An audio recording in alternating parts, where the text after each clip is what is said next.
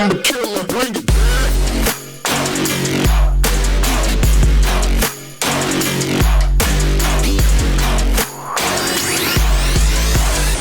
What up, fuckers? How you doing? You okay? You good? You hanging in there? Welcome to another episode of Guys We Fcked. It's the Anti-Slut Shaming Podcast. I'm Corinne Fisher. I'm Krystyna Hutchinson. Welcome to the show. We're here. We're here. Are you subscribed to our YouTube? You're not? Fuck you. Can you subscribe, please? We did another amazing live last week. You just press subscribe and then go watch it. It's a free episode. It's exclusive to YouTube. It's only there. It's never going to be anywhere else. We get a lot of calls.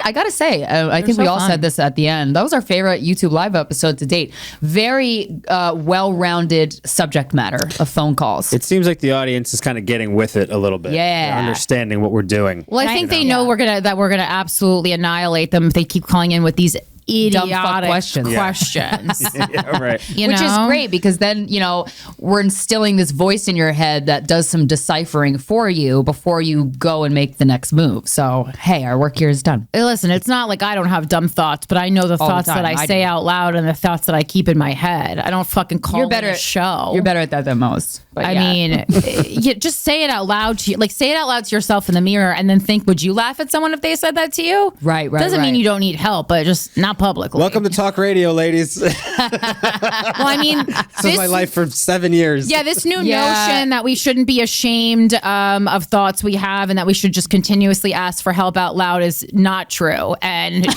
you need to, I'm rescinding that right now for all of humanity because we're oversharing too much and you all look like fools. Okay? So just keep that in mind. But email us if you have a problem or something you want to get off your chest. It's sorryaboutlastnightshow@gmail.com. You could do that. You know what you're signing up for. Listen, Yeah. I have no problem roasting anyone anymore because you know exactly what you're signing up for. Yes. Corinne will give you the truth and I'll butter it up a little bit. That's how it goes. That's the old one too. Yeah. Here at Guys We Fcked. If you want to email us, it's sorryboutlastnightshow@gmail.com. This subject line said, boyfriend's kink gives me the ick. Inspired by our conversation about the ick. The audience is loving the ick. The ick is a big thing. The ick is a big thing. Yeah. Men didn't like it as much, but that's because they give us the ick. Sorry. Right. Well, men we're like, oh, I'm not in love with you anymore, so the way you eat makes me upset. But men are like, oh, that stubble makes my dick want to die. And it's like, well, okay. Hey, whatever does it for you. Yes, nothing matters. Okay, so hello. True. I love you 3 lots, but let's get straight into it. My long-term partner has a kink that was brought up in the last couple of years. It's chastity. Okay. Huh? Not fucking? Yeah, I'm like, that's weird. Or maybe like a belt, like your dick's in a cage. I'm guessing it's like some kind of like a purity. Is that, we'll see how this unfolds. I've never liked the idea of this, but never gave it much thought. I hate the way it looks and it gives me the heebie-jeebies. The looks. Okay, chastity wait. Kink. Yeah, maybe a chastity belt. Yeah. A big part of this kink is giving your partner, oh yeah, she means a chastity belt. I was like, the concept of chastity, I was like, it's a little late for that, my friends. Yeah. You're already a whore. Get on board. Yeah. Well, this is some crazy old school shit. Do they make chastity belts? Are they real? It's a cage for your dick, and Well, but I thought that was something that they did like the medieval times. Well, it is. It is. In the Renaissance Fair Museum, there's a chastity belt for women, and it's like really it's huge and heavy. So they make them for men and women. I don't know. So yeah, it looks like maybe your dick can't really get hard. Well, I mean, you can't help getting hard, but like it's a metal cage for your dick. So if you get hard, that's gotta hurt. But that's the new kink fetish one. Initially, chastity belts are for women, not for men. Right. I guess. Yeah, I didn't know that. Yeah, to keep you pure before you were sold to exactly. Just another part of misogyny. Right. I hate the way it looks and it gives me the heebie-jeebies. A big part of this kink is giving your partner the key so that they have full control over you. Control over your pleasure and when your dick is allowed to be free. I've always said that I'm down to try anything once. So despite not being attracted to this kink, I gave it a try. I wasn't a fan. I can't explain why I dislike it, but the ick feeling is there. Doesn't matter. Yeah, I mean, this is not crazy that you got the ick from this. And I don't care to have control over him. Yeah. The power dynamic. There's something submissive about this. Like I would sooner wear a chastity belt, I think, than be interested in my male partner wearing one. I want him to have his own sexuality independent from me, but this is a tricky one for him to do on his own. We are in an open relationship. I mean, you're 2 steps away from breaking up. This is hilarious. So theoretically, we're caging. Thank God. We're caging the dick. We're fucking other people. We're giving each other the ick. We're about to move out. Just get split up, please. Stop writing these emails. We are in an open relationship, so theoretically he could give someone else his key to play that part. The problem is he's not interested in someone else for this. Damn. Yeah, he wants to ruin your life. Bummer. Bummer. And I don't want to give anyone else the key. You hold the key to my heart and my penis cage. My cock cage. Ugh. Oh my God. And honestly, I just felt like I was assaulted on the subway when Krystyna said cock cage? Yes. And honestly, I would probably have a problem with another woman having that control over him. There's just no making you happy. There's just no making you happy. This is Rhonda. All of our problems. That would be your fucking name. For instance, I could be feeling frisky and he may not be able to use his dick because another woman would have him locked up. I mean, have a backup key, you fucks. This is not real. This is not a real key for security. Why are we playing games like this? Any thoughts or advice on how this could work? Thank you. You don't want to do it. That's my advice. This is out of You don't want to do it. If the kink gives you the ick, it's no dice. And I mean, but I will say, good on you for trying it. Yeah. Because I think a loving partner should be down to at least try something once, as long as it's not, doesn't impede on your safety, your emotional, physical safety. That's very important. But you tried it. You didn't like it. So he needs to knock it the fuck off. Because I know that if he knew how grossed out this makes you, he's not going to want to do it with you. I have some kinks. And the part about being kinky with a partner that's so fucking fun is that the partner loves the kink as much as you. That's the whole fucking fun of it. Yeah. If they're not into it, unless it's a power play thing, but still, you have to be into it. If you're not into it, that's not horny. That's not hot. Ugh. I gotta be honest, this show's getting real tough for me. There's people dying, fucking COVID's overtaking. I have no meaning in my life, and then we're getting things about my boyfriend wants to lock his dick up in a cage, and it doesn't do it for me. I mean, I don't really know what to say at this point. Happy trails. Just don't do it or don't do it. Those are your choices. And I would say you did it and you didn't like it, so then I would say don't do it again. Yeah. And if this is that's how decisions work. If this dick cage is the make or break in your relationship, you weren't gonna make it anyway. Correct. So just move. Set yourself free. Start swiping. Set his cock free. Set your heart free. Get on that app, girl. I know why the cage dick sings. It's because I didn't want to be a part of it. Oh boy. Good luck. Okay. Oh my Lord. I can't. I love kinks. Hey, come see us live and hear us on other places. Hey, Corinne might not want to hear your problems, but I, for some fuck reason, do. I like hearing problems that one was listen. I'm sure this is going to be. I'm going to be on some kink shaming website. Please put me on there.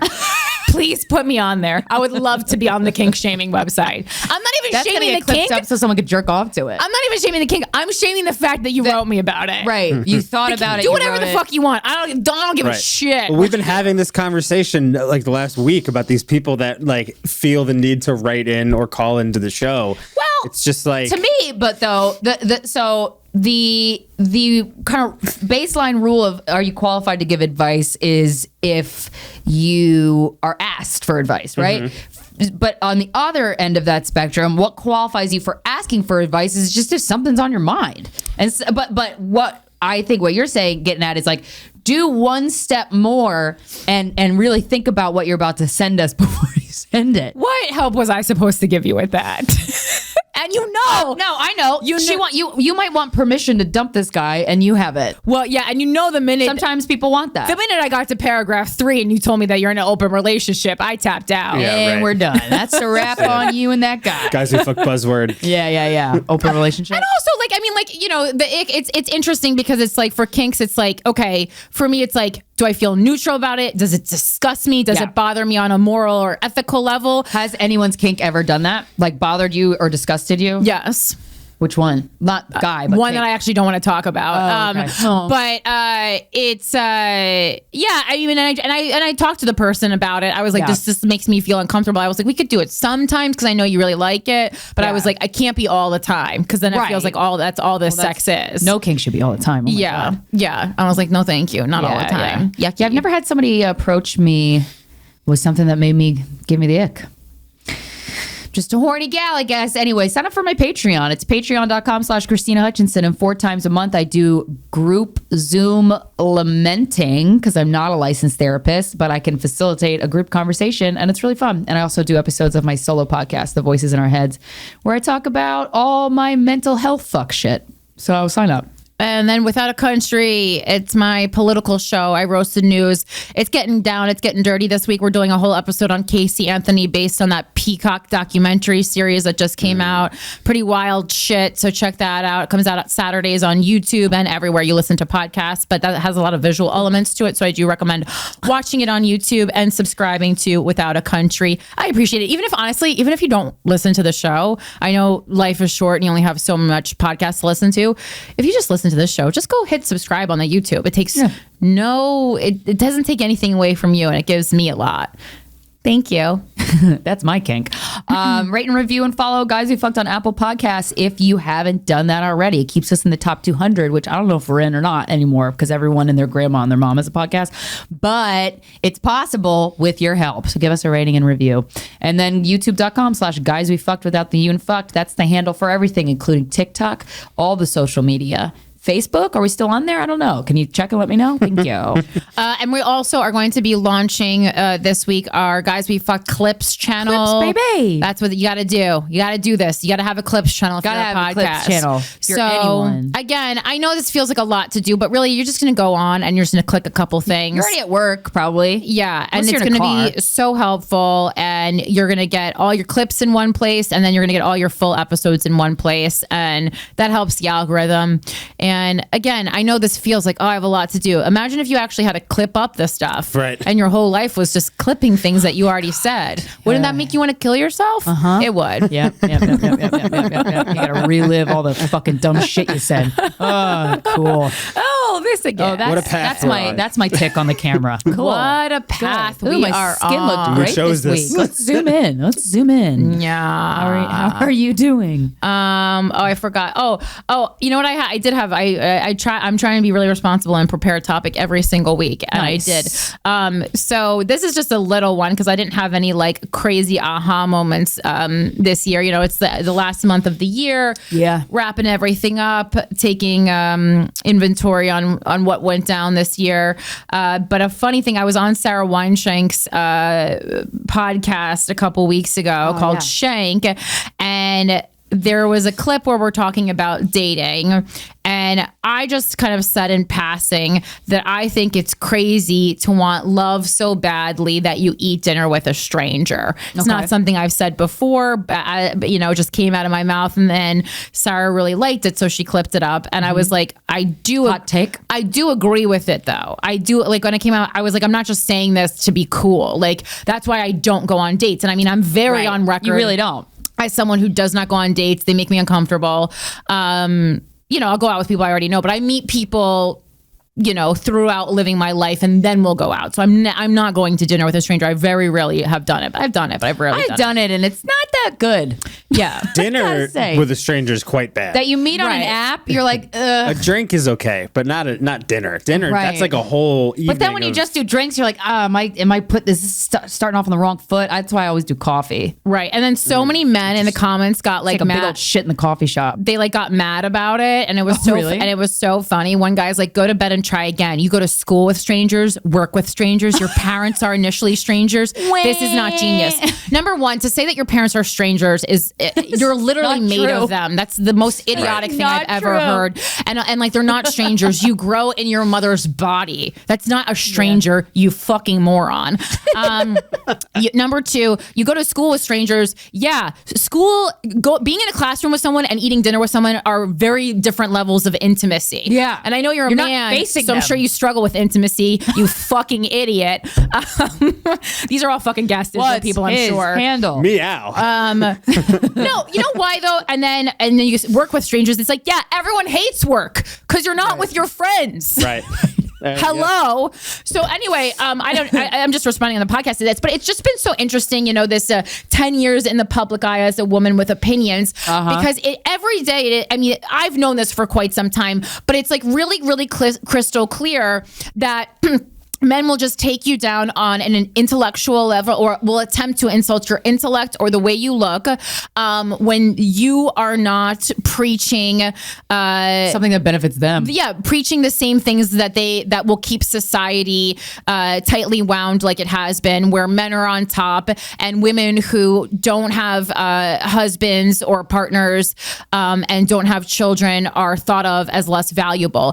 And like, it's so fucking crystal clear. Because I think the first year you're like, am I annoying and ugly? And then very quickly you're like, oh no, I am just presenting ideas that make women powerful. And I think, like, I've talked about this before, working with some of my male colleagues, really proves my point, because I'm the same me. I look the same. My voice is the same. My thoughts and opinions are the same.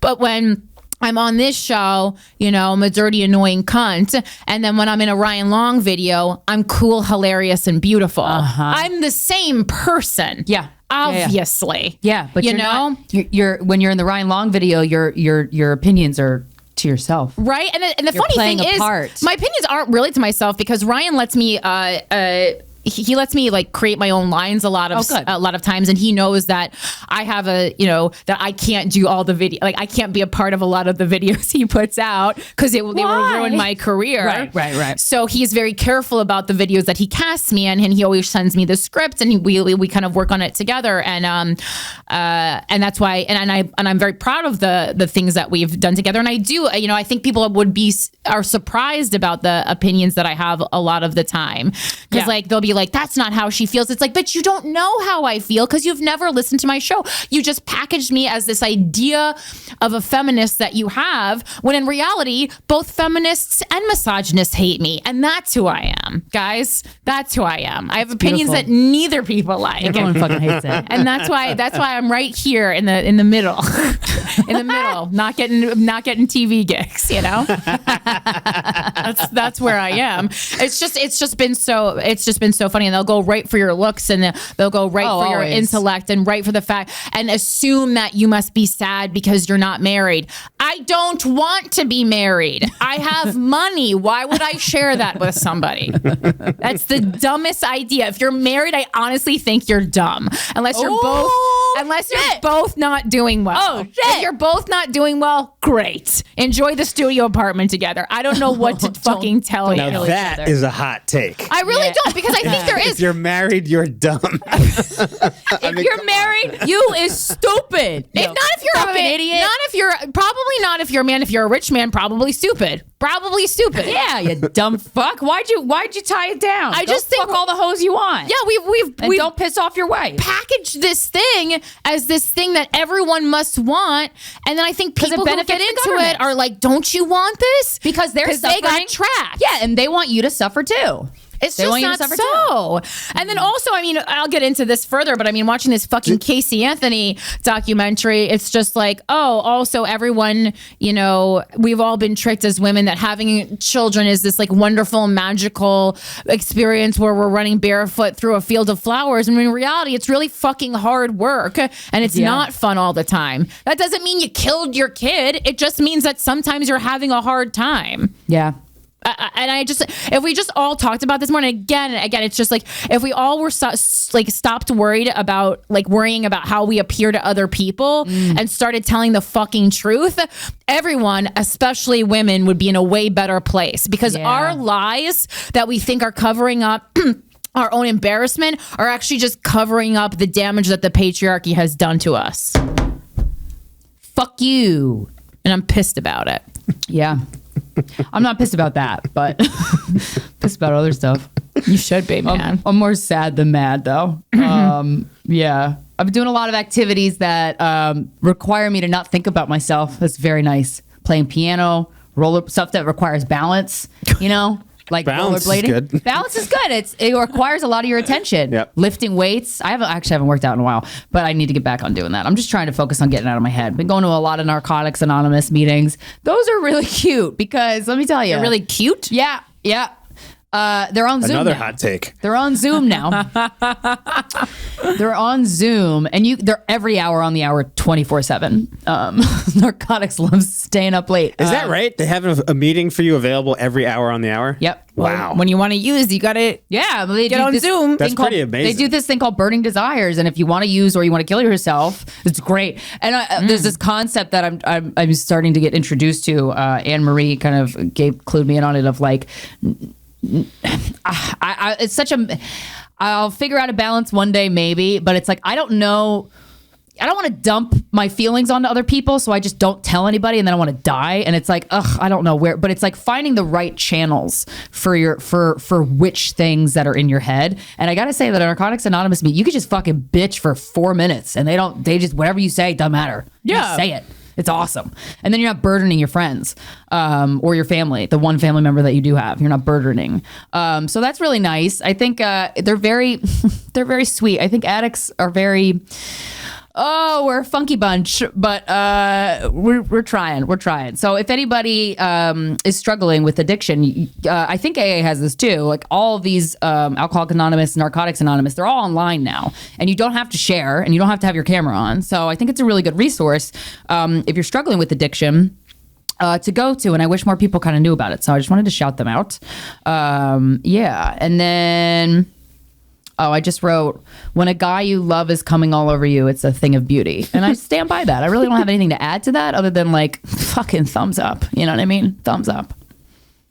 Yeah. Love it. Rock the on. image of cum coming out of a dick of a guy that you're like, you're the best. It's just, that's my narcotic. There you go. Okay, bye. What is I was actually thinking today, I was like, what is a love addict? Because I have some friends who are in like love, like love and sex addicts. And I mean, obviously I know what a sex addict is. It's a fake thing that men made up.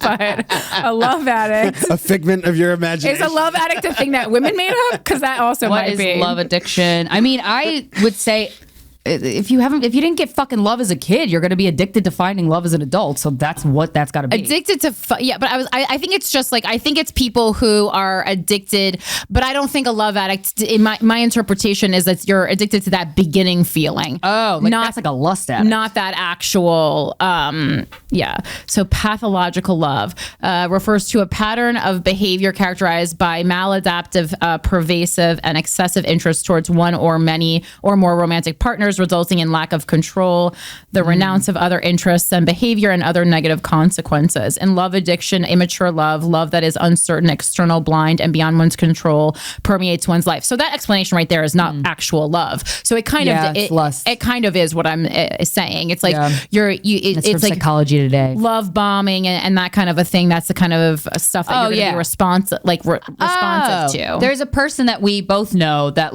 I've watched him love bomb the shit out of every female comedian in this fucking business. That person's a love addict, right? I don't think he himself is a love addict. I don't think he's ever felt love. I think he's just a manipulative. Because I've never seen a guy love bomb so many fucking chicks before in my life. Pathological love must be distinguished from other conditions such as dependent personality disorder. I never even heard of that one. Or borderline personality disorder. In these disorders, the pattern of dysfunctional behavior is not limited to romantic love. These fucking personality disorders, I feel like we got to start talking about them differently because a personality disorder can be a response to something, and I feel like people just use it as an excuse. Yeah. Not everybody. There's a lot of people, actually, in the Patreon group Zoom therapy in quotes chat that I do, there's a couple of people with BPD, and you could tell like they're like working on it, you know? Right.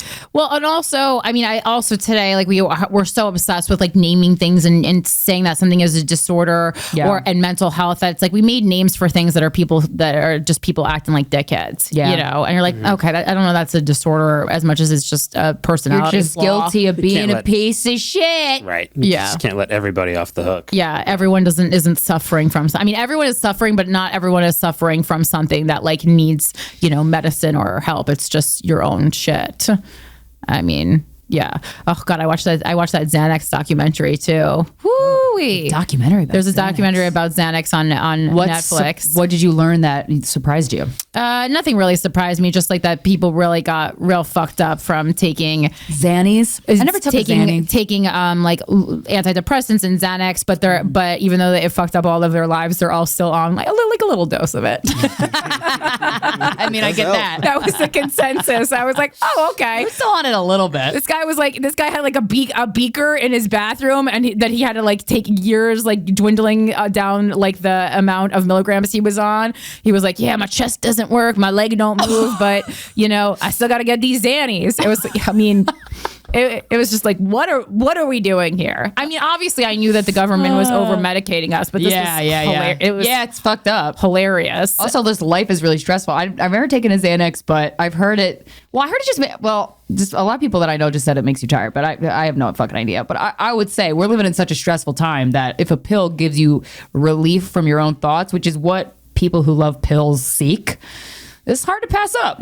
No, for sure. But basically, then the therapist they help if you have. I mean, I've taken Xanax and Klonopin. Sure, but they're just mute. It's just like pressing mute. Like it's not actually it's a Band-Aid. So it's not helping anything. It's just putting it off to a later date. Is actually how I would describe it. I think it's more complicated than that. Not according to the documentary though. Well, because okay. So one documentary. No, but I'm saying like this is doctors explaining it. Because like even the doctors that fit into the documentary. I hear you, but I mean I think it's pretty proven that those kind of medicines are just like they're just quieting the voices. They're not solving the problems that the voices have. Yeah. And that's like even like what the therapist was like, yeah, the only way out is through, like obviously. And like I said, all these people are still on the fucking medicine. But like they're just on lower doses. What does Maria Bamford have? Unwanted thought syndrome or something, like pervasive thoughts? Like, well, I mean, that's part of obsessive compulsive disorder. That's just like a little piece of that. Yeah. But like if that is stopping those thoughts, putting a Band-Aid on something, because could you even stop those thoughts without a pill? Yeah, cognitive behavioral therapy. That's what that's for. Got it. But also obsessive compulsive disorder has no cure. So you could only kind of like fix that. But that's usually you just have to maintain it every day. Basically, you usually use like CBT and like immersion therapy for OCD. Medicating like in a pharmaceutical way, I haven't heard a lot of success stories about that with OCD. Not saying that it's not. But listen, everyone take whatever the fuck you want. I don't care. More pills, more problems, baby. I mean, or less. I think it's pretty clear that you have to like solve the problem though. Yeah. A girl did write me, I think it was on a bonus episode where I talked about, somebody wrote us in that they were doing a certain amount of milligrams of Addreall. However much it was. Right. And she got pissed at me. She's like, can you not speak so negatively about Addreall? That's your experience. And I was like, you know what, bitch? Yeah, you're right. It was my experience. But also, the Addreall doesn't seem to be working if she's that angry. That's what I wanted to say. But I was like, as a recovering addict, maybe I'm not going to make fun of you for being a cunt to me because you're really heavily addicted to Addreall. I don't know. It helps people. And it just like please just know on this podcast, whenever I say something about something I'm doing, I'm just talking about how I feel and how I react. I react like shit to birth control. Corinne fucking loves it and doesn't even notice a difference, except she doesn't get pregnant. So two different experiences. My life would be terrible without birth control. Yeah, and my life would be dead if I was on it. So it's like, everybody has their own experience. And my experience with Addreall is my experience with Addreall. Bitch, you can't take that away from me. But also, what the fuck does she care if you don't like Addreall? Because she's probably mad because she's on so much Addreall. I don't know. She said what does it matter? Well, no, she was just, I forget exactly what she said, but she was like, I'm on the same dose as that girl emailed you, and that is a therapeutic dose. And I don't want people thinking that they like feel ashamed to get Addreall. I'm like, I'm not worried about that. I'm just not worried about that. I don't think, considering how many people I know do Addreall, it doesn't really seem like there's a stigma around it. I know, and that's what fucks you up because you're like, I think you'll be okay. This is like a drug I can do, and everyone goes, yay, because I'm productive. Yeah, it's like a fucking party. People giving out Addreall like it's candy. I don't think anyone's like, ugh, she's on Adderall. Yeah, never heard. Loser. Literally never heard that. should hear it more probably. Anyway, all right. You're about to hear our guest. He's amazing. He's a New York City-based stand-up comedian. He's a popular New York City tour guide, and he's a longtime friend of us and the show. Please give a warm welcome to Tom Delgado. We are here with stand-up comedian Tom Delgado, dying to tell us about his anal adventures. No, I'm just kidding. We were just talking about bees and ants and how beautiful the insect world is and Mother Nature and how it's just fucking perfect. And when you get in the animal kingdom and you're like, oh, there's roles, and that's why an ant, like a beehive, functions so beautifully. And then it always makes me think of like, you know, domestic roles with the straight couples and stuff. And I'm like, maybe there is a good rhythm to that. Yeah, and even just roles of people generally walking around the street. Like some people are like beating people up. Some people are thinking ways to do stuff. Like everyone's got a different role. I always think about this. Right? I'm like, thank God there's at least a couple people that want to do every job. Yeah. You know, because like every job is fulfilled. But we need people that want to be, you know, doctors for the butt. We need people that want to be construction workers. We need people that want to be a plumber, you know. And those are all going to go away. Everyone's an influencer now. Yeah, exactly. Like, the stats for like incoming, like, you know, I think like middle schoolers and high schoolers, like the jobs that they wanted were basically all ones that like don't really contribute to society. Oh, no. So statistically we're fucked. Okay. And I mean, not that I can't really speak. I'm not really assisting. So I can't really say anything about it. But yeah, it's a problem. No, but then even the doctors, like even like you were talking about doctors of the butt, everyone has to be have an influencer. Yeah, exactly. So they have to be influencers too. Or you follow me at the butt doctor. Yeah, exactly. TikTok, exactly. Yeah. Yep. It's pretty bad. All my favorite plastic surgeons. I haven't even gotten plastic surgery, but they're all on TikTok, so I don't know how they're injecting, you know, Botox when they're just busy and filler uploading. because they're. I mean, this one lady is funnier than me, and she's hot. And because of all the Botox.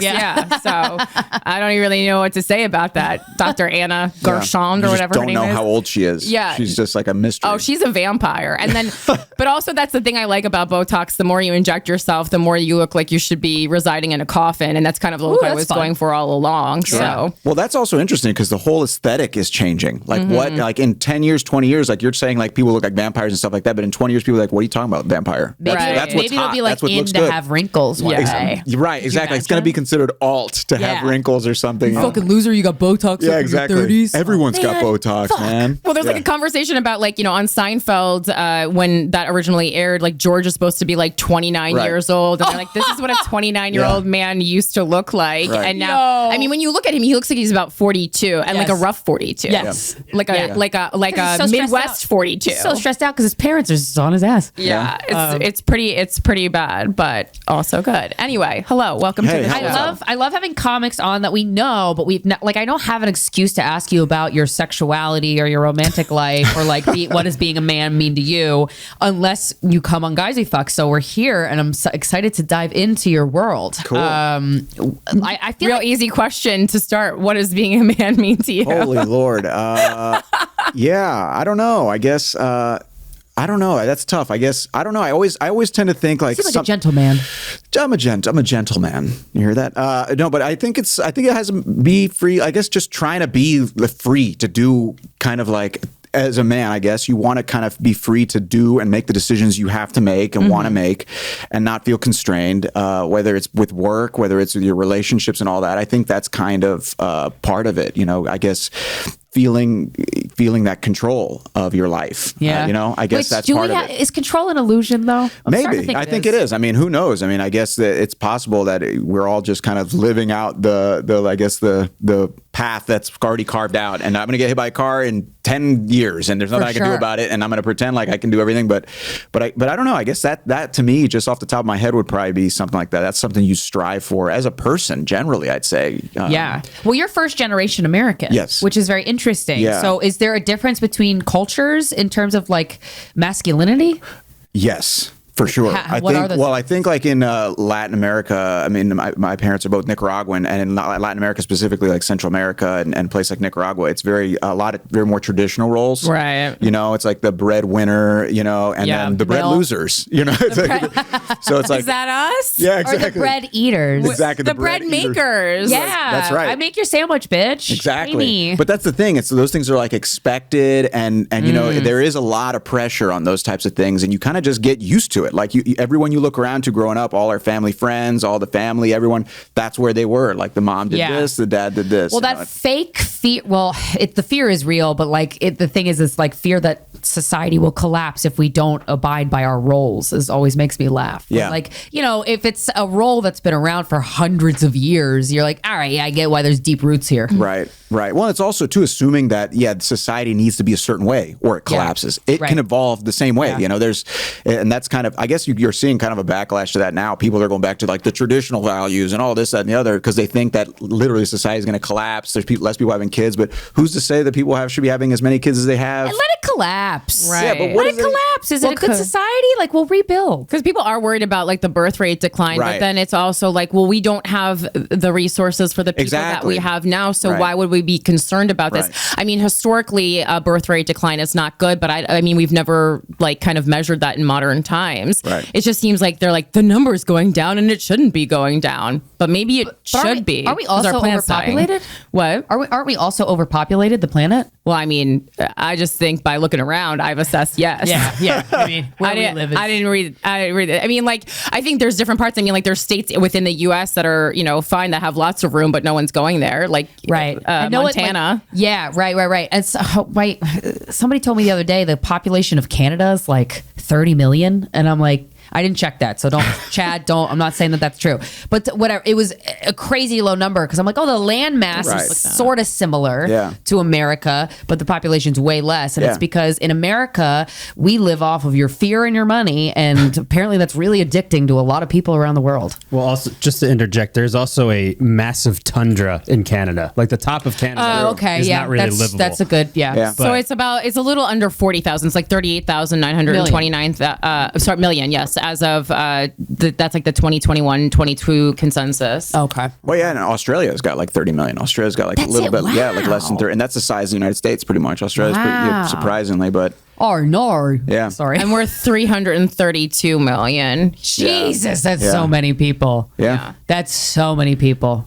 So how were you raised? Okay, so I grew up in Tampa, good old Tampa, Florida. All right. Yeah, grew up in good old Tampa, Florida. The American way. Yeah, I always forget that about you. I don't seem Florida. Yeah, in a good way. But you know what? Florida's a hard one to pin down. What is a Florida? I mean, like, there's so many different types of weirdos and trash or whatever from Florida that you're just like, what is a Floridian anyway? A lot of people from New Jersey who just got cold. Yeah, right. Exactly. There's like different brands, but I think that's what kind of makes Florida so funny. Is like it is such a mix of weird people, and myself included, I guess, that just all over the map. Yeah, like the population of Miami is one, and the population of Lady Lake, Florida, is a whole different. Yes, ballgame. right. You go to the Panhandle is a whole different ball game. You go to Key like West. Orlando, it's a bunch of old people on orgies. Key West, which is awesome. Key West is wild too. Yeah. So it's so different. But yeah, I grew up in Florida, and then I went to college in Florida. State school, University of Florida, which was another adventure, And then, did you have a lot of sex in college? Not really, actually. No, I didn't. Did you have a lot of sex? Tom was learning. I was learning. I was actually in college. I hung out. I was actually in fraternity in college, which I know. Really? I know. What was the fraternity? Well, what happened was Phi Beta. Dick stamp. Yeah, right. I ate a pie. No, it was actually I was in a fraternity because I had a lot of friends going to college from high school, and they all did the fraternity. And I was like, whatever. I don't have my own free will yet. Did you get hazed? Yeah, we got hazed a little bit. What was your hazing? I mean, it wasn't that bad. I was a pretty bad quote pledge, so I didn't really do a whole lot of work. Right. I just kind of skipped out on a lot of stuff, and I think people kind of like held a grudge against me for that reason because I just didn't really care that much. But they'd yell at you and do stuff like that, and it was kind of dumb. Pretty tame compared to like Penn State. Yeah, some other places. Get murdered for there was like a school in University of Central Florida, go figure, where I think they tied a pledge to a Jeep. Nice. And then the Jeep rolled. Like it was tied to like the outside of the Jeep, and it rolled or something. And like this was like years ago, and I was like, oh, well, that's not good. Yeah. So I guess getting called a loser is not so bad. That's what happens when your brain isn't fully developed yet, and you're all members of a club. Yeah. Right. Exactly. exactly. But the problem was at UF, for example, 20% of the population is in the quote Greek system, you know. Right. So you're just like, yeah, whatever, you know. And it is what it is, you know. And you know, you learn stuff about yourself. But I actually after college, I went to law school, and that's where I quote kind of found myself and started being a person who didn't have to like, you know, as much as before at least. So how does one find themselves in law school? Well, basically just doing what making new types of friends, different types of people. They're not all people who look a certain way. They're all, you just kind of like branch out that way and kind of start to figure out, what do I want to do with my life? You know, whereas in college, I just kind of went out every week to the different bars. And, you know, there was a bar called Balls. Balls. Yeah. Okay. On Wednesday. Guys, let's go to Balls tonight. Dude, we have to. Dude, don't be such a pussy. Come to Balls. You know, like that was basically what it is every Wednesday. Right. But then you get to law school and you're able to go out and like, you know, and meet people and start to think, what do I want to do with my life? And it was there where I first did any type of comedy. I like that you get to law school and then you're like, you know what? I think comedy is just like pissing away money. Yes. But like, okay, so you said like you figured out what you want to do with your life, but like, shouldn't you have made that decision before you went to law school? Yes. Thanks, like, Mom. Ding, ding, ding, ding. Your parents made you go? No, well, kind of. What ended up happening was I'd kind of made a deal with them. I have a younger brother and sister, and they were going to college, and they were like, look, if you're going to go, you got to go now. Okay. I went to college on a full ride with the intent of going to some kind of grad school. I didn't know what it was. Okay. And I figured, well, law school seems okay. My grades are decent.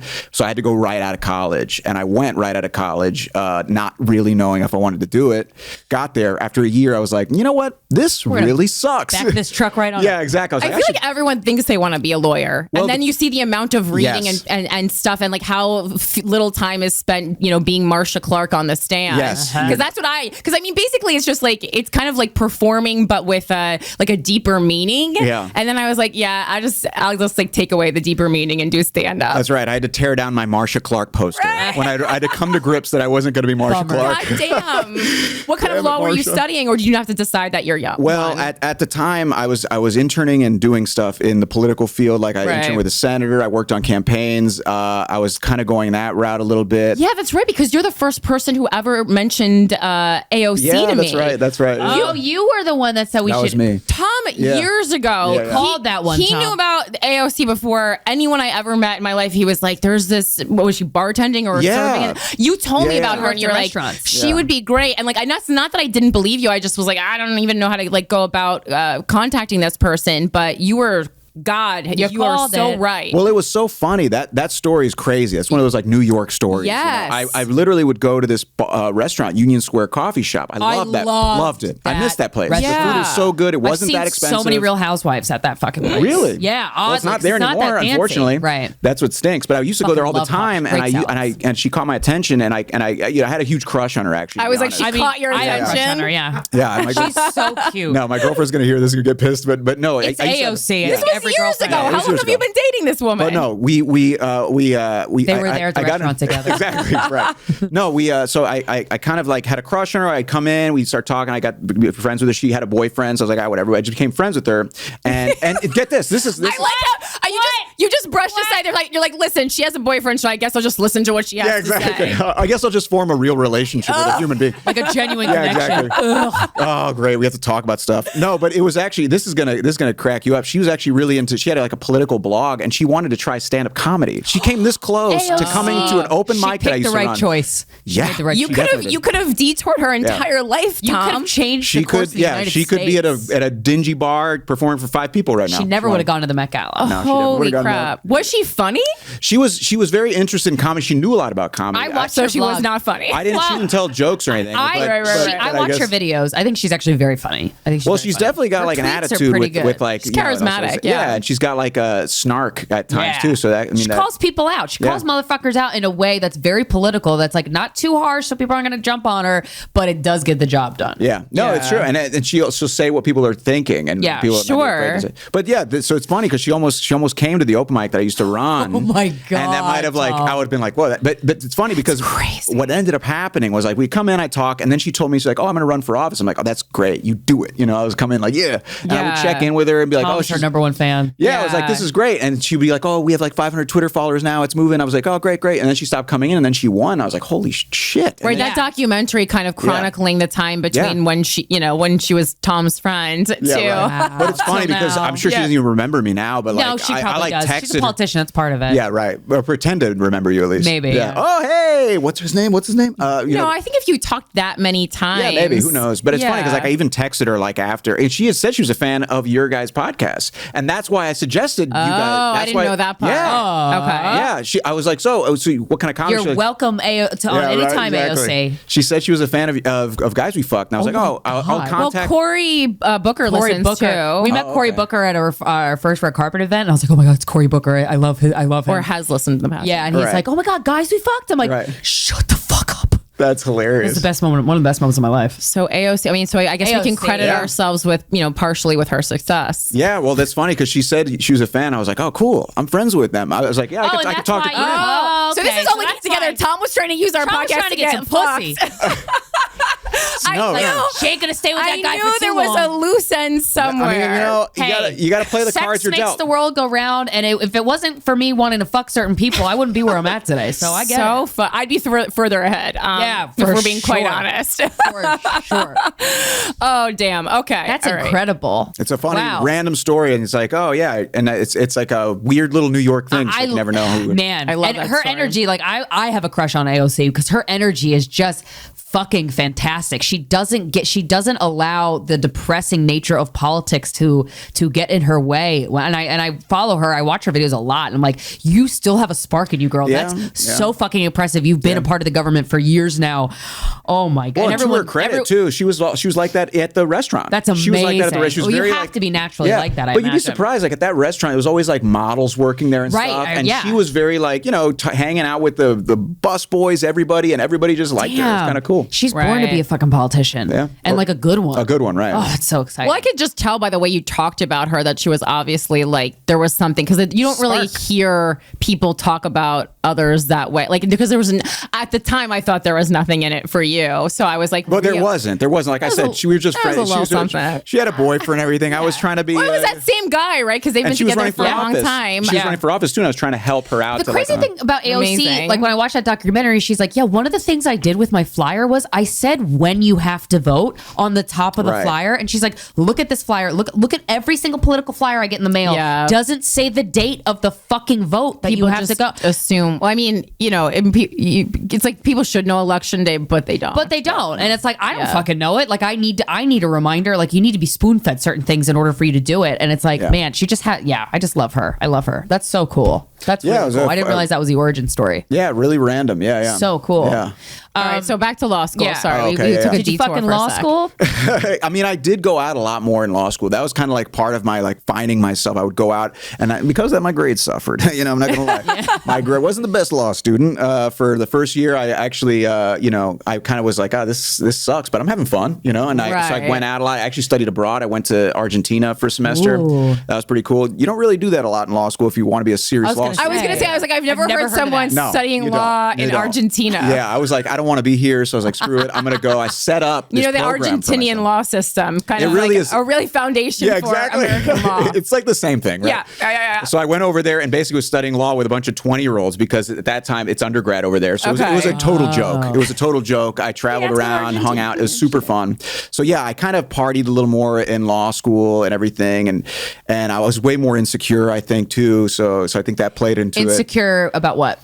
Just insecure about like people liking me and wanting to be like accepted and cool and all that stuff. So I think a lot of that pressure pushed me to be more of like a party guy and all that stuff that I don't think I really was, Yeah, because even like, I met you pretty early in comedy in New York, and like I don't ever remember you being like Mr. like I'm gonna go out and drink and get fucked up. Yeah, right. And I did that a good amount in law school. I think partly because of that, and and you kind of con yourself into thinking you're having fun and everything, but it's always like the night. every day. Yeah. You're out at night and you're like, yeah, this is great. And the next morning you're like, I'm such a piece of shit. You're like, I hate my life. What am I doing? I love the post-drinking depression. Oh, it's the worst. It's the worst. Man, and that's all one of your the reasons why- insecurities get just right on the surface. Oh, completely. And the thing is that now I don't drink really anymore mostly because of, well, one, the hangover physically, but also the like that emotional, psychological hangover. Yeah. Where you're like, what am I doing with my life? What am I doing with my nights and my time? This is crazy. So that's one of the reasons why I don't really drink anymore. But yeah, I went through that whole phase kind of in law school. And then it was funny because when you said, like, I met you guys at the beginning, specifically Corinne, I remember meeting you early on. And it was that time where when I found comedy and doing all this other stuff where I was like, I don't really need to drink like that anymore. I don't need to go out like that anymore. I was like filling a void that comedy helped me fill. It's also impossible because like the times like if you're doing even kind of well in comedy that you would be drinking, you're doing comedy. And I was never a comedian who drank or could even drink while I was performing because you figure out really early on, or some people do, that it fucks up your rhythm and your timing. People do it. I don't know how. I don't know how they do it. I used to. You weren't getting like tanked. I mean, I knew people who were drinking 12 drinks. Oh, no, well, and good comedians. Drink. I could never do it. I mean, Dave Attell, notoriously, I mean, like, and it's not like he didn't stop because he wasn't funny anymore. He just stopped because I think it was like taking a toll on his health and he wanted to be there for his mother. But that's alcoholism. Right. What you described. Yeah, let's be honest. I mean, we're surrounded by it. Yes. I mean, that's what it is. It's functioning alcoholism. Alcohol is poison. What was the topic you said that Tom was really could speak to the philosophical crisis? I said, I mean, Tom and I would always like have a series of like lunches, just random. Like he's like the only person who like ever asked me like hang out and just like never. I was like, oh, we're just like hanging out to like have human interaction. Oh, that's nice. And I'm so fucking suspicious. I was like always like, what the fuck does this? Yeah, would you say no grown man wants to be your friend here on the show? That obviously is not applicable to I didn't think he was like trying to fuck. I was more just like, I was like, what? Why do you want from me? What's his angle? Person always check in, and I was like, I enjoyed spending time with you, so I'm like, interesting. I'm just like a suspicious person. No, I don't blame you. This is me. I don't blame you. So I was like, well, I'll just keep showing up until something weird happens. There it is. Until the smoking gun. No. And then, but yeah, you're like one of the most I don't even like stable or like, it's more like self-actualized people that I know. Oof. And like, you would think that. Does that hurt to hear? Yeah, I don't know. I don't know if I could be farther from the truth, but I think in my brain. Well, or you've done the work, or you're attempting to do the work. I mean, I remember like years ago before it was hot, like you were like so gung-ho on trying to make me meditate. And I do meditate now.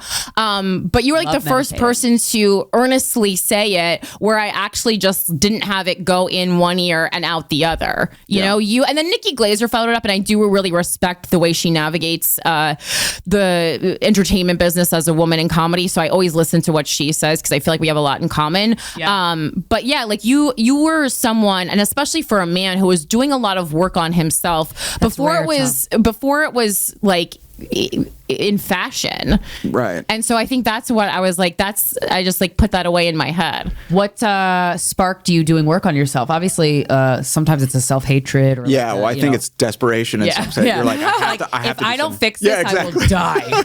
No, that's why I did it. You're kidding in a way, but that's kind of true. It's like at some point you're just like, make the voices stop, you know, and it's like, just make them stop in any way, you know, and one way is alcohol and all that stuff. But if you know how bad that road can go, you're just like, I got to find something, you know. Sure. And I think in terms of just reaching out to people, that's something I want to try to do more of. Like you were saying, like it just reaches out to hang out. I think it's so funny because in comedy, especially, you meet so many people where you're like, this person is cool, and then you don't see them again for another year. Right. Sure. You know, it's like, and it's hard, I guess, because you feel like everyone's got an angle. We all live here, so like, let's do lunches. Yeah, right. And it's like, we're gonna be in the city anyway. Yeah. We're gonna eat lunch anyway. We're gonna do. So that's what I would try to like tell myself to do more of. Smart. And sometimes it works out, and you know, life gets in the way a lot of times. But I try to check in with people and try to like, you know. That's lovely. You're really good at it. I mean, also, I don't even know, you have some kind of like effect, because normally I would say absolutely not to a request like that. I love staying in my house and with my dog, and like there's very few reasons why I would like emerge from the lair. So it's very interesting. But like, so what specifically like happened in your life? Was it just like self-hatred or insecure? Like that got you into meditating or like doing work on yourself? Because it's just not a thing that we really see men doing unless a woman tells them to. Yeah, no, that's true. And I think what you were saying before, Krystyna, is true. It's like, it really is just kind of like this this desperation to just get rid of these voices. And I think with me, for example, I've always been really hard on myself. Right. And I go to therapy and stuff now, and I think it's good. And that's another thing that I wasn't willing to do until a few years ago. And I finally went, and I was like, oh, I can't believe that not everyone does this. Did someone tell you, say, please go? Well, growing up, like I said, it was a Latin American household. Yeah. Nobody in Central America goes to therapy. Like it wasn't even a thought like growing up in our household. So just doing it, people were like, oh, to the therapy. And I was like, so you weren't even at the point of getting called a pussy if you want to, because it's like, what's that? Why were you? It wasn't even that. It wasn't even at the bullying stages. They're like, what is the dog talking to you? What do you need? What do you need? What do you go to therapy for?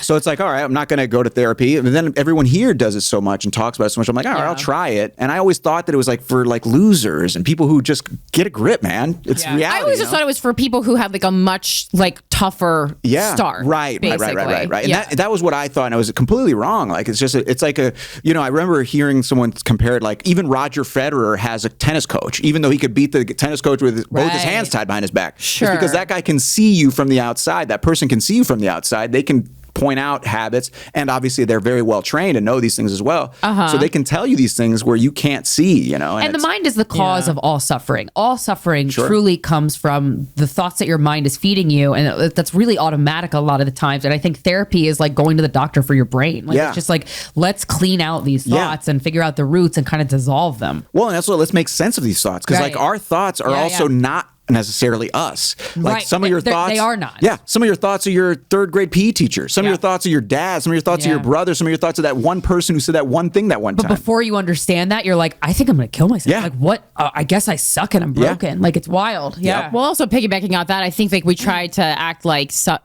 if we are suffering, something is wrong, when in reality most of human existence is suffering, which just sounds just like some kind of that's a Buddhist quote though. All of life is suffering. Yeah. No, I mean it's from Pemdra Chodron. When things fall apart. I mean, that's kind of what it is. And I mean, Ram Dass talks about it too, but it's like basically like we're trying to escape human suffering when in reality, like that's what it is. Yeah. And it's just kind of like almost like how to like deal, I guess, with the constant nagging pain of it. Right.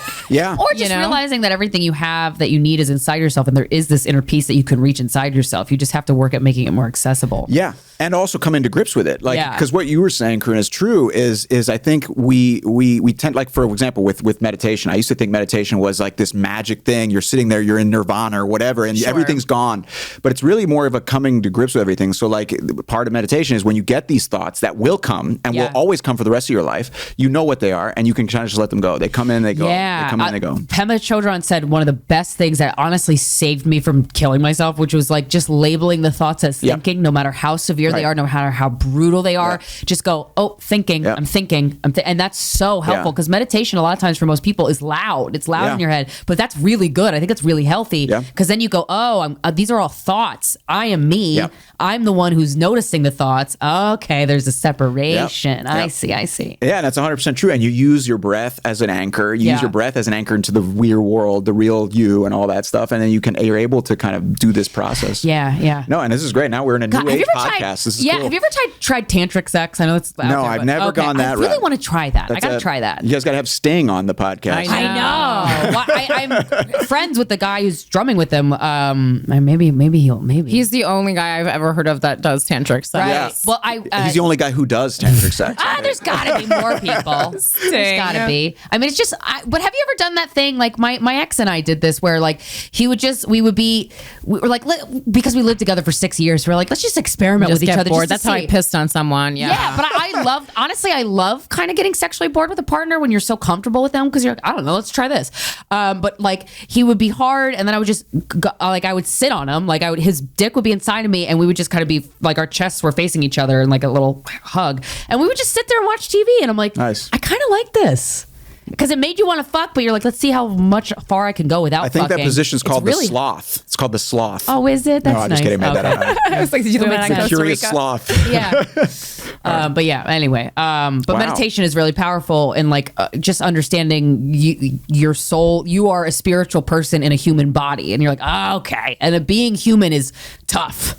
Yeah, it's fucking tough. And it's hard to stick with it. It's like any other discipline. Like lately, I haven't been as good with it, but I want to be. And I guess it's hard because that's like anything else. Like you're in practice. You know? Sure. Yeah. And also too, you can't hold well, at the same time, you can't beat yourself up for it. And I remember the quote was, remember, it's meditation practice. Right. You know, it's always practice. You're never going to perfect it. Don't beat yourself up for. Don't try to be a monk level. Yeah, exactly. Just wait. Because Robert Greene like talks about he'll meditate for like 45 minutes a day, like to start it. Like he's like, I don't really get to writing until like 1:32 because he's like, I'll go for a run, I'll meditate, I'll eat breakfast, and then I'll get and sit down to write. I love hearing about how writers write because there's very little writing going on. And they all hate it. Yeah. They all hate writing. It's true though. Oh yeah. It's true. Mike's choking. We need that. Question though. Okay, so perfectionism and beating yourself up. I totally relate to that. It's really difficult. It's one of the things where like when I was at my most depressed, I had like a year this past year of like really like all this stuff from the childhood, all the like being bullied by my parents finally like surfaced because I was ready to deal with it. And it was just brutal, but I dealt with it. I'm so glad it's over. But that quality in a person, if you haven't really nipped it in the bud or like grasped it, when it surfaces in a relationship, for me at least in the past, it's pretty brutal because I'm not kind to my partner, and then I hate myself for that, and then blah blah blah, all this stuff. So my question for you is, has that shown up in a relationship for you, and if so, what did that look like? Ooh, yeah. Yeah. Oh, yeah. I understand the gravity of that. It is like, I mean, that's been something. I'm in therapy now, like, and I've been with my girlfriend now for 2.5 years, and it's been almost 2.5 years, I guess, and it's been like a tough thing because it's funny because before you're in a relationship, those things manifest themselves in your career choice, in the way you write jokes or the way you feel about a bad set or whatever. But when you're in a relationship, it mirrors it comes out in like how you feel towards a person, in the things in a person that bother you, in whatever, all these things that you're like, wait, I thought this was just me. And you forget that something that bothers you about somebody else, it's really something that bothers you about you. And exactly. You're like, fuck. Or something in you that is holding yourself to a standard you can't meet, or something in you that doesn't want to be somewhere, or something, whatever. So it's a million things. I mean, even the perfectionism. You can find imperfections in people where you don't need to be looking for them because you want out, or because you think you should be doing better for someone else that is judging you or yourself or whatever, And so it's been a big process of that. It can be wicked. Yeah, it can be brutal. And I think for that reason, before my current relationship, I wasn't in a relationship for like almost 10 years. Well, that's why when serious relationship, I came in here and you said that you had a girlfriend, I was like, wow, I really need to catch up with Tom because I always found it so interesting that you were like one of the most interesting, like charming, like people I knew, but like you were never in a relationship. And I could tell by the way you talked about it that it was like an area that was troublesome for you. It was always trouble. I think like, and it's funny because in the past, like for example, I was dating someone, I started stand up, and we were dating off and on. It was fairly serious. I mean, I guess she'd met my parents and whatever, but I just kind of turned my back on it to pursue stand up because I was really just in love with what I was doing, and I was fine.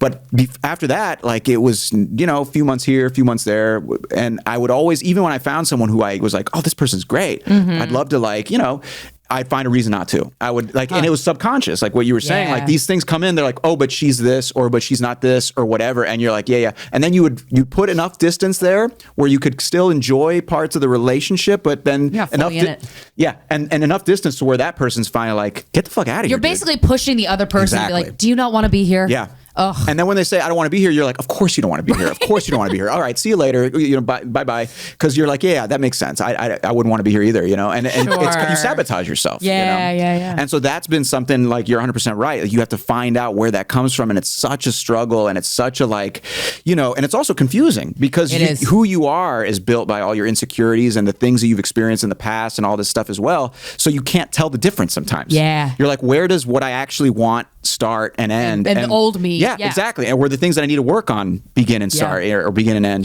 So it's. But like, were you wanting a relationship in that 10-year period, or were you, or like, were you telling yourself that you didn't? Because I mean, I feel like society tells us that we kind of always want to be in a relationship, but like in reality, I'm like, one regret I have, I guess, or not, I don't like to say regret, but like if I was like living my life again, I would be in less relationships, not more. But it depends also too. I mean, you can qualify that. It's not also black and white. It's not relationship or no relationship. It's what type of relationship too. Sure. And that's another struggle. Yeah. What purpose it serves. What does it look like? And how do you, and another thing is finding that out can be messy too. And a lot of times when you still have shit to heal within yourself and you don't even know it yet, every single relationship just winds up being you try to fixing this thing in you that you don't even understand you're trying to fucking do. Yeah, and not to mention that other person has their things. I know. So it's a total shit show. They both come to the table with holes, and you're like, you fill my holes, and I'll fill your holes. Right. But not the fun holes.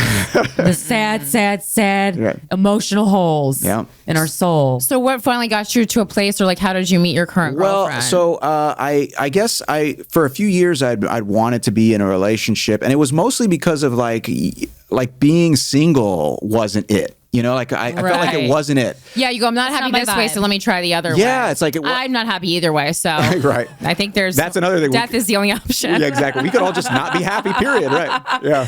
I go, well, this didn't fix it, so okay. Well, it's crazy what some people will do to try to fix that unhappy, and people will go their whole lives with a partner, and they're like, well, that didn't fix it. Right. So just you weren't the one. Yeah, exactly. Yeah. Right. But no, it was kind of like this single life wasn't it for me. Like, you know, I guess you have some one night stands, you date people for a few months, different types of things you do while you're single. And and none of them really, I guess, did it. And I just remember thinking like it would be nice, and it seems nice. To build something, to have someone in your corner, to have someone devoted and you devoted to someone else, and like be a team, you know, and make you better. I think that was also another thing that I was very interested in too, is like what I want to be benefits of being a heterosexual man. You can find someone to make you better. Yeah, sure. It's not that hard. I'll take it. Oh, just any woman pair up with. Yeah, exactly. Yeah, great job. Human. Gonna be better. But yeah, it's I guess we're starting really low. That's what. So sorry, we're attacking Tom. That's fair. That's fair. I deserve it. You're actually the least deserving of it. Well, we're straight women who live in New York City, and I feel like we've just witnessed a lot of our girlfriends date down, and us too. Sure. You know, we have in the past, and it's when you have a girlfriend that you're like, oh my god, their partner is like a prince, and like just great for her. It never happens. It's rare that it happens. So it's never happens. Yeah. Sucks. Yeah, it is. I mean, it's tough. It is tough. I mean, so as a straight guy, do you also agree with that statement? Like, obviously you see it from the other side, but like, do you find that to be true? Yeah, you see people who are in relationships who are like, oh, this is not going to end well. Right. Or you're like, this person is brutal. Well, yeah, not that the girlfriend's always great, because like if I met, because like if I met someone who was dating you, I'd be like, oh my god, they have a great boyfriend, but then for 10 years you didn't date anyone, and I go, what is he playing games? Yeah, right. What are the good ones here? What's your deal, Tom? Come on, Tom. No, it's true, and you're right. Like, help swing our stats, dude. Yeah, right. Exactly. And I was like, oh, he knows his value, maybe. Oh, big man on campus. Face. But no, you're right. I think one of the things that I ended up kind of realizing is that you don't work on those things in a vacuum. You have to work on them with another person. And I think part of working on it with another person is being open about it with that person. Yeah. Because otherwise they're just like, why does he keep driving by himself for 2 hours every night? It's just you're giving this person like a bunch of weird stuff. Is that something that you did? No, that was weird that I said that. No, that sounds like a great idea. Honestly, that's something I do. Go on. Like, Yeah, right. And I live alone. Right, so you just drive. I need to listen to an audiobook for a good hour. So nice. Yeah. So like, what kinds of things did you present to your girlfriend that you needed to work on? Well, I think being more open. Like growing up, like I didn't talk about things. Yeah, same. So you're about your feelings specifically? Period. Like I didn't know. It was always you didn't have the tools. You didn't have the tools, and also you build those like subconscious feelings towards it. You're horrified of it. You feel like bringing it up is a failure. You feel like bringing it up is putting too much on the other person. You feel like bringing it up is a complete mess. You know, or it's like revealing your vulnerability so that people can attack you, which you know I have and they did. So thanks, guys. Yeah, right. Exactly. Thanks, guys. Thanks everyone for proving. No, I was right. That's more important. Would not recommend. But no, I guess that's one of the things you have to learn pretty quickly. Otherwise, like I said before, people will just bail. They're like, I'm out of here. It's wild to be like at a precipice in a relationship, because I'm in a new relationship, and like all the old stuff my old bullshit, and then you feel it coming up, and you're like, we're not going to turn down that road, Krystyna. We're going to turn down the other road, even though you don't want to. And this one's better. Yeah. Well, and also I'm sure I imagine in your case too, having been in other relationships, you're like, I thought I fixed this. I thought I was past this. Right. You know? And it you're pops just like, up, and you're pops up. You again. Yeah. Yeah. And that's why I think so many times in past, like, quote, relationships, shorter relationships, I have the same thing coming up. I just love the idea of a woman watching this. I know. And being called a quote relationship. Well, you know what I mean? Quote relationship in the sense where it wasn't exclusive. I It was totally like get it. Feeling each other out still. Yeah, so no quotes. Let's take the quotes away. No quotes. It's full statement. But no, it's so yeah. In those times, I guess you feel the same things coming up, patterns. You're like, oh, this I'm feeling There's an app for that. Yeah. Yeah, right. And it's true. As you feel like, oh, I feel like an insatiable need to run away. I feel this or that and the other, and then you eventually kind of you're able to see. What were your things? Like, I'll give you something that I did with this recent guy that I'm like, I ended up fixing it before I ran my mouth, thank God. But it was like, I was in a bad mood, and we were supposed to have plans, and I was like, I'm not feeling it. And he's like, I basically accused him of not wanting to come over to hang out with me bad enough, and I'm like, Krystyna Marie, did you do anything like that? I think what I would end up doing is, in the past especially too, and I'd feel overwhelmed. I feel like I'm not able to give enough time to my stuff to do it. And it's funny because when I'd be single, I wasn't always like it's like I'm some machine or something. No, it's like you're sitting on the couch. Yeah, like, I'm with sitting on the couch. Yeah, as if I'm some kind of superhuman. I'll be like tweezing my leg hairs out one by one and be like, I don't have time. Yeah, exactly right. It's so pathetic. It's clearly a total sabotage you're doing. Yeah. So I'll be. But that time is precious to me, and that's how I reboot. You know. Yeah. I feel like I don't have enough reboot time when I'm in a relationship, and then I just act like a bitch. Yes, but what I think I failed in the past to do is to realize that you can get those reboot times in a relationship. You just have to allow yourself. Yeah. And instead of being in your head of like, oh, I don't have time to reboot. I don't have time to reboot. You could just be in the relationship, present in it. Yeah. And find it there. And be like, hey, can we just read on the couch? Yeah, exactly. And in your mind, you think the person's going to be like, get away, but they're just like, yeah, let's read. Yeah. So wait, you're suggesting rebooting when the other person is in the room? Possibly. That doesn't sound like something you want to do. No, Possibly. I can't, because I can feel other people's energy. I can't even if they're not doing anything. Sure. Just I know Like a lovely person It's doing nothing. it's like when we have to unplug the refrigerator to record the podcast. The refrigerator was doing very little, but it was going to fuck up the whole thing. There you go. That's how I feel about a person in my space. But then it's a matter of finding out what works in that relationship rather than running away from it. So maybe if you mention it to your partner, like, hey, would it be cool if I just had an hour? They might just be like, yeah, I'd love that too, actually. Let's do it. Or maybe you find a new way to reboot together that when on top of you also rebooting separately. And isn't that the fear, Like, though? I want me to say I need space from you, and from the other person to say back to me, that devastates me, my queen. But I will step away. I will step away for your. Right. No, I mean, so I've been rewatching Girls, and I mean, Lena Dunham says this line on Girls, and it's just like nothing has resonated with me more about like what she wants in a relationship, and she's just like, I don't need like an exclusive relationship. I just need someone who like thinks about me all the time, thinks I'm the best person in the world, and only wants to hang out and have sex with me. And I was like, yes, like obviously that's like the thing, you know.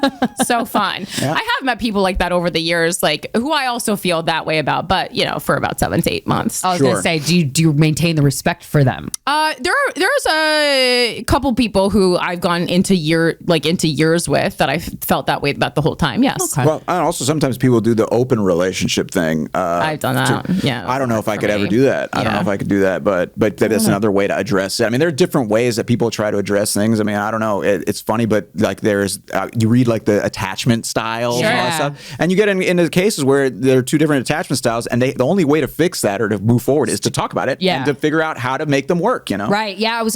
There's this Instagram account I follow called The Secure Relationship. It's very interesting because what she does is she actually gives you scripts of like, this is what a secure relationship, how that would handle this specific problem. Gotta look at this is how an insecure relationship would handle the specific I've never met anyone with a secure attachment in my entire life.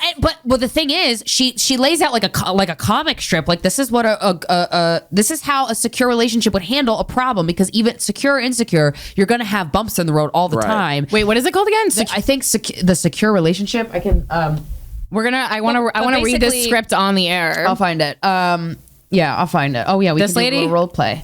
Yes. Okay. Oh, wait, is that it? Yeah. So like, there's one. Okay. Attachment. It talks about attachment ruptures and how you're supposed to be able to fix it along the way, and that is the hallmark of a relationship that will go the distance. Is if you're both fucking open about it. Yeah. And you go, but let's see. Well, it's interesting because in a lot of like relationship advice, the way they'll recommend speaking to your partner is a way that like it's to me it feels like a preschool teacher talking to a child. It kind of is. And but you kind of some people need that. Yeah.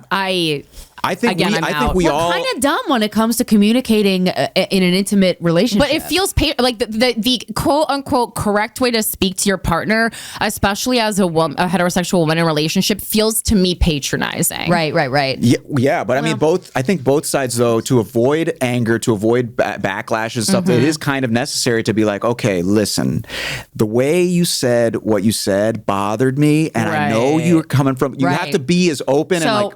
So your partner tells you that they're feeling sad or that they're having a hard day. An insecure attachment response would be, I can't be responsible for your feelings. That's on you. You need to stop taking things so personally at work. Well, there's a lot to be thankful for. A secure attachment response would be, and obviously a variation of this, I'm so sorry you're struggling. That makes me sad too. It feels good that you're sharing your feelings with me though. Would you like to talk about it? How can I comfort you? That's how I would talk to my child. Well, it's like, it's so crazy because I'm just like, all these things is exactly how I would parent a child. But you could also kind of make it your own. You can make the language your own. Here's the I saved this post because I like the sentiment.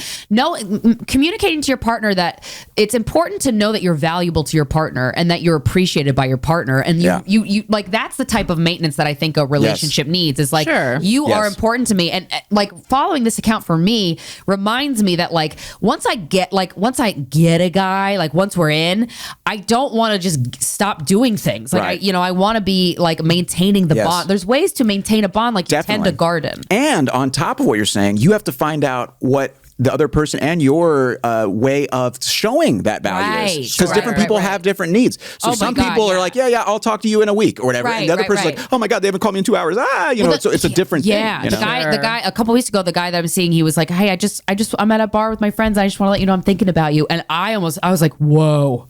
That made my fucking week. Right. And I didn't even know, I wouldn't think words of affirmation or like it for me, but like that text, I was like, that made me so happy and like so smitten and so like, that just such a simple thing. Yeah. That's like easy for the partner to do. I'm gonna have to start setting reminders in my phone. Fuck. To send Krystyna reminders. Just anyone. Krystyna, I'm just at a bar. I'm thinking of you. Can you imagine? You forget you have to like maintain the relationship. But we do it with friends. I mean, like that's like tagging someone in a meme or sending someone. I don't send her a message like that because we're not in a lesbian relationship. But I do send her things all the time. That's like, oh, this made me think of you. Yep. Just letting the person know you're thinking about them goes such a long way. Yeah. It goes such a long way. And some people need more of that than others too. Right. Like, I mean, that's another thing. Some people are like, they haven't told me this thing in 2 weeks. I'm fine. But other people need it more, and you have to find that out. It was the whole love language thing. I'm not Dr. Drew or whatever, but I've heard people say love languages. That's what that's called. What's your love language? And we've been tricked by songs and movies and basically everything in pop culture that says anything about romance, that it's like, we're the other person should know our needs without us saying that, and that we're forgetting a very special step of like one, understanding what your own needs are, and then two, communicating that. Yes, and it's not less romantic because you got to say it. Definitely, and on top of what you're saying, you're right, 100%. And to what you and what Corinne was saying earlier, like, oh, I can't be told in such a simple way. It sounds like you're talking like a 2-year-old, but I think part of that is the reason we've been told that it should look a certain way. Yeah. It's fighting. It's like passionate. It's like I love you. It could also just be like informational. Like I'm conveying this information to you in the simplest way possible. Let's not confuse things.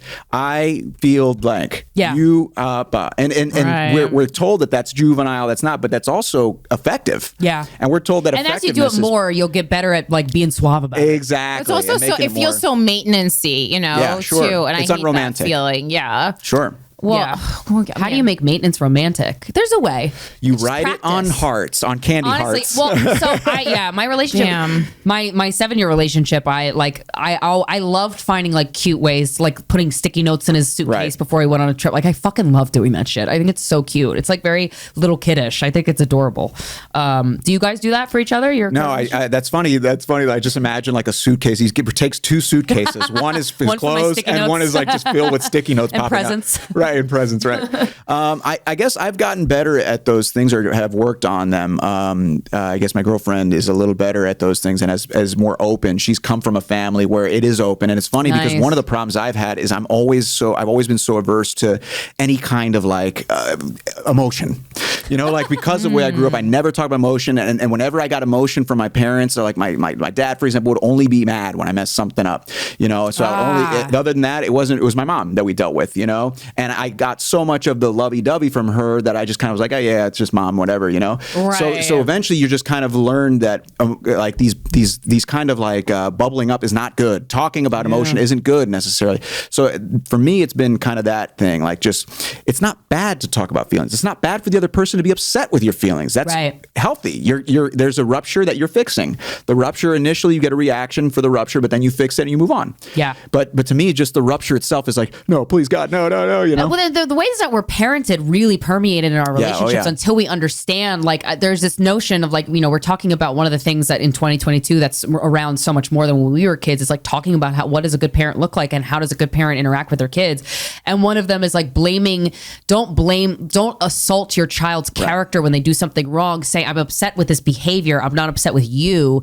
And when I first read that, I'm like, the fuck kind of pussy shit is this? Because I was raised like if I fucked up, I was fucked up and like I was wrong. And I'm like, oh my God, that little change truly does a number on you, because then when you are in a relationship and someone does something that triggers you or that you feel fucked up, you blame it on that. You blame them. You blame their character. You assault their character in a way, or at least I did. And you're like, oh, that's not how it's supposed to be, because that's a rupture. Yeah. And what you were saying with the sticky notes, like you should check in with the positive stuff as well. Right. And so a lot of times that happens with fathers, with dads who are just so busy with whatever, that's not their thing, you know, and they just kind of check in only when they need to. Like, what'd you say to your mom? What'd you say at school? What'd you do at school? Other than that, they're just not there. And then so you tend to kind of eventually realize like, that's not good. That's not good if these things are happening or if I'm actually dealing with these. And your incentive to behave well is just so dad doesn't get pissed at you. Right. That's not a way to live. Yeah. So those kind of things, and you're right. Like I think that throw in the fact that you have to leave the sticky notes as a parent too, you know? Yeah. Yeah. The suitcase full of sticky notes. Yeah. Yeah. Oh, I love putting the work into a relationship. It's really fun. I mean, you definitely learn a lot about yourself. And that's why I was saying to you, Corinne, like, it's nice to, thinking back like on the 10 years that I was single, I'm like, man, I really kind of like squandered opportunities to learn about myself. Even if I didn't end up with any of those people, like I could have learned a lot about myself as a person and all this stuff. And my poor girlfriend Lucy had to deal with this kind of like emotionally stunted person. Yeah, she dealt with she's like, you haven't had a girlfriend in 10 years. I'm the first one. Yeah, she's like, you're the equivalent of a 14-year-old boy. Like I have to deal with this and basically teach you how to ride a bike, you know? Well, actually, that's sweet. My boyfriend that connected most was he hadn't been in a relationship in 8 years. And so that's interesting that you say that, because he did come into it quite emotionally stunted, but like did a great job, honestly. Was probably really ready to do the work, I imagine. That's exactly right. He probably came in willing to do something about it. And it obviously like it makes you feel special, like because it makes you feel chosen, which is, you know, what I'm aiming for. Yeah, exactly. That's the most important thing. That's the most important for me. Yeah. Do you feel chosen? Or do you even consider that? I don't really consider that. No, I guess in the past I've never thought about it that way. I've never thought about. I guess I've looked. Yeah, I don't really hear men talk about that. Yeah, because I feel like they already do feel chosen if they have a female partner. Yeah, sure. maybe just someone chose you. Or maybe they just look at it more pragmatically, like practically, like there's no one type thing. Like it is what you make of it. Like there's plenty of relationships where you're like, oh my gosh, this person, or you hear someone talking about it, this person's the one, and then they end 6 months later, he cheats, she cheats, or whatever. It just ends a total disaster. Like it's lust at one point, and that's emotional. But then at some point, it becomes work. It becomes a relationship that you work on. You know, both of you. And that's when you leave. And exactly, that's when a lot of people leave. That's right. When it becomes work is when a lot of people leave. Yeah, absolutely. That's true. Well, but okay, so you felt you were ready for a relationship, and then did you actually go on a dating app, or did you what actions did you take to make it come to fruition? Well, I mean, I did do dating apps for a little bit. I only went on a couple dates for dating apps were such a disaster, at least when I was doing years ago. I mean, I remember when I went on one date, the woman barely spoke English. Mm-hmm. She spoke, wow. I mean, we spent like like, 2 hours talking about the weather in Russia, like in Moscow. Whoa. She was Russian. I was like, okay. I can't believe you lasted 2 hours. Yeah, I mean, I don't know. We walked around and stuff, and I tried. She's hot. Yeah, yeah, sure. Yeah, that'll do it. But no, it was so I didn't do much of the apps, but in comedy, as you know, I mean, you meet so many people, and I think it's easier for men. I was going to say, I was like, that's a male experience. Yeah, of course. It's way easier for men. There's so many hot, awesome chicks to pick from. Is the story you're about to fucking tell me that she was in the audience at one of your shows, Tom? Because I'm going to jump off the roof. She's also an artist. Corinne lives another day. Yeah, she's also an artist. But not a comedian? She's a comedian too. I like that you called her an artist. Yeah. No, I mean, it's just giving her too much credit. Well, I say that because she started out doing, her parents are both artists, and she started out acting and all these, she went to school for it and all this stuff. Okay. So yeah, and so she does it a lot. Okay. And so yeah, I met her through a mutual friend for years ago. We were friends before too. That's another thing. We were friends before too, which is nice because a lot of the communication that's important, which is sense of humor, listening, all that stuff. You already knew I was there. Exactly, and you knew it was there, and you can build on it once you start a relationship. Yeah. So that in that sense, it was good, and we had some mutual friends, and it was nice. It was easier. How do you how did you transition? It's interesting. The transition, I've done it kind of once, but like it's a weird transition. It's a little rocky. I've never really done it. Yeah, it can be. I mean, we started out because it started during a pandemic for us.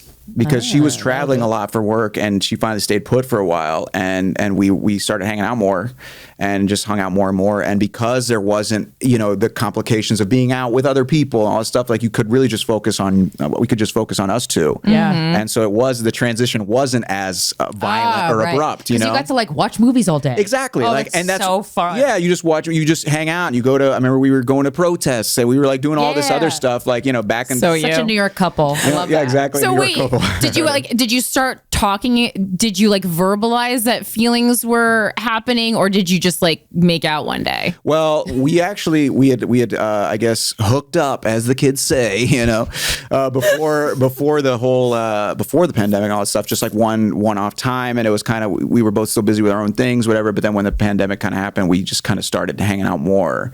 If you want to hang out after the hookup, there's something there. Yeah, but I mean that's another thing though too. When the world's still happening around you, right, you can kind of just write it off a little bit. Either one of you who wants to just kind of do your own thing, traveling, whatever. But once the pandemic happened, we had more time to spend with each other and all that, and that's kind of how it kind of happened. Were you like pining over her, or like thinking of her, or like after you hooked up? Yeah, I mean, I liked her. I definitely liked her, and I liked her before. So it wasn't toxic lust. It sounds like. No, it wasn't. And part of the Which is what a lot of people are like. That means it's real, but not necessarily. Well, when you get to my age, you realize that that's what it is, and you can look back and kind of identify that, and also you look at it once again more practically. And I was looking like the lust was there, but also there's all this other cool stuff and all these other great character traits and things that I wanted to learn more about and develop and all this stuff as well. And that's a practical decision in a way, because you don't lust after someone who makes you think more about the way you do certain things. That's not something that that's truer words have never been spoken on this podcast. Guys don't get boners about that stuff. But I'm saying but that is still a consideration, and it's still something that to me I thought was very important. So it gave me the impetus to kind of push past a lot of my issues and problems that I had in the past. Wow. Did you want to run? There were points. There were definitely points where I had like cold feet about certain things, labels. You get into like when those start coming up and all that stuff. Yeah, it just kind of like I guess it kind of just like scared me, made me think like especially you haven't been in a relationship. You haven't had a label in that long. Well, and how did you get past that? Was like this? So was that like her being resilient, or did she have to walk away? Or huge part of it was Lucy's resilience and her emotional intelligence. Like she grew up in a family where they communicated things. She's been in relationships before. She'd been in long relationships before where she dealt with similar issues and things, and so she kind of saw them for what they were. So guide you through them. And she's like, look, awesome. I know what's happening right now. Sure. That's so great when someone can steer the ship. Yeah. In a moment where you're like, Yeah. Exactly, where you're just kind of like, you're losing your mind, and so a big part of it was her, and also a part of it was just wanting to get through it, and knowing what a bad thing it is, like what a toxic thing it is to have that carry around with you in your life, Yeah, and you're like, you know what, I don't know how old you are, but it's like am I gonna keep doing the same shit, or am I going to act like a fucking adult and really like pick myself up here? Yeah, and that's the thing. I think that you were talking about earlier what it means to be a man, and that's kind of what it is. Like you have to face these difficult things, and so many times being a man, the difficult things are the guy who cuts you off in traffic. I gotta face that, or this. Yeah, that's my kind of manliness. Exactly right. But there are other things too. Tailgate you. The ones that are harder to deal with as a man, is like just improving yourself, right, and realizing that's a real man. Yeah, that's like to me, I think like dealing with those things that are so difficult is the harder thing. Is what I think makes someone transcend what a quote typical man is, someone who does something beyond what, there's tons of men who will, yell at someone, whatever, do, but it takes someone else to, I guess, do something that isn't necessarily, one, accepted as being a man, and two, difficult to do, So, yeah. Anyways. It's beautiful. What a beautiful 360. Yeah, I just came up with that off the top of my head. No big deal. Figured it out, Tom Delgado. Yeah, I just figured it out. Tom, where can we find you online? Is there anything you'd like to promote? Yeah, sure. I have a YouTube channel where I actually do. I've been doing that lately. It's Tom DNYC, and it's a YouTube channel. I used to be a tour guide, so I do. Very interesting. Yeah, I do videos about New York and about different places where I travel, and it's so refreshing to see those clips because it's so much better than bad crowd work. Like it's just I get to learn something. Yeah. Oh my god! I love and that's it. the thing, man. Thank you for not creating. I appreciate thank you for not contributing to the internet trash and actually adding something interesting. I try. I just learned the history of Pearl Street instead of fucking hearing why the girl's drunk in the front row. Yeah, right. It's incredible. Yeah, so I have that on Instagram too. On Tom DNYC Instagram, I put little clips, but I mostly do this to YouTube. I mean, I make a living off the YouTube now, which is nice, and have grown it. I was also pandemic, thanks to pandemic. Nice. But yeah, just Tom DNYC on YouTube and Instagram. That's pretty much it. And then the weekly show I run on Wednesdays at What Else Comedy, and yeah, that's it. That's amazing. me Thank in you a so much, nutshell. Yeah. All right. Amazing. Thank you so much. Thank this you has guys. been Guys We Fcked, the anti-slut shaming podcast. We'll talk to you next Friday. Bye.